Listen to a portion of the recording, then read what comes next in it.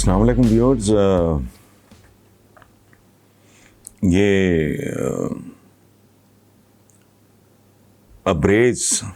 ابریز غزالی، اچھا نام،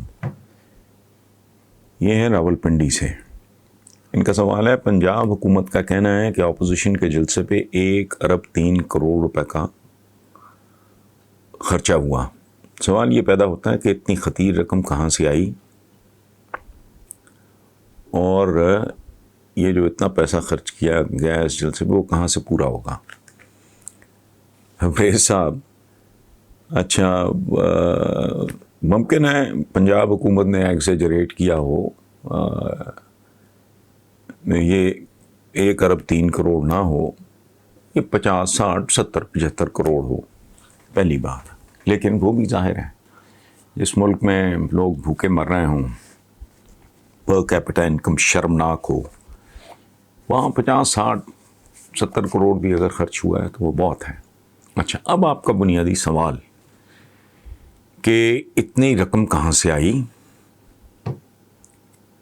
اور یہ اخراجات کیسے پورے ہوں گے، میں 3 لائنوں میں آپ کو بتا دیتا ہوں. یہ عوام کا پیسہ تھا، ان سے لوٹا گیا تھا. یہ عوام کو ہی بے وقوف بنانے پہ اور ایکسپلائٹ کرنے پہ خرچ ہو رہا ہے. اور آپ نے کہا یہ کہاں سے پورا ہوگا، یہ عوام سے ہی سود سمیت وصولا جائے گا. دونوں طرف ہے آگ برابر لگی ہوئی. 73 سال یا 70 سال کہہ لیں، پہلے 1 2 چھوڑ دیں، کی ذلت اور رسوائی اور پسپائی اور غربت اور جہالت اور اہانت اور بے عزتی کے باوجود ہم زندہ قوم ہیں. ہمیں چونکہ معاملات کی سمجھ نہیں آ رہی، جب تک سمجھ نہیں آتی تب تک یہ سلسلہ چشم بدور یوں ہی چلتا رہے گا. محمد ذوالفقار علی ہیں سیون شریف سے، سندھ سے.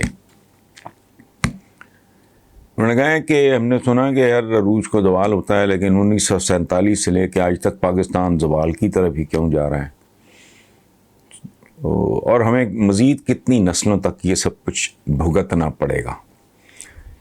محمد ذوالفقار علی صاحب، پاکستان نے تو ابھی تک عروج کی عین نہیں دیکھی، تو یہ زوال کہاں سے آ گیا، پہلی بات. اور اگر آپ نے کسی چینل پہ یہ سنا ہو یا پڑھا ہو، میرا کوئی ٹویٹ تھا ابھی چند روز پہلے، 5 7 10 دن ہوئے ہوں گے، یہ میں نے لکھا خود کہ میرے بزرگوں نے پاکستان بنتے دیکھا، میں نے بنگلہ دیش بنتے دیکھا، ہماری اگلی نسلیں نہ جانے کیا بنتا دیکھیں گی.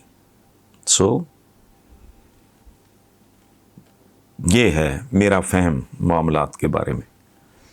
اور آپ نے پوچھا کہ کتنی نسلوں تک ہمیں یہ سب کچھ بھگتنا ہوگا، تو ایک سطر میں اس کا جواب یہ ہے، جتنی نسلوں تک ہم باشعور نہیں ہوتے.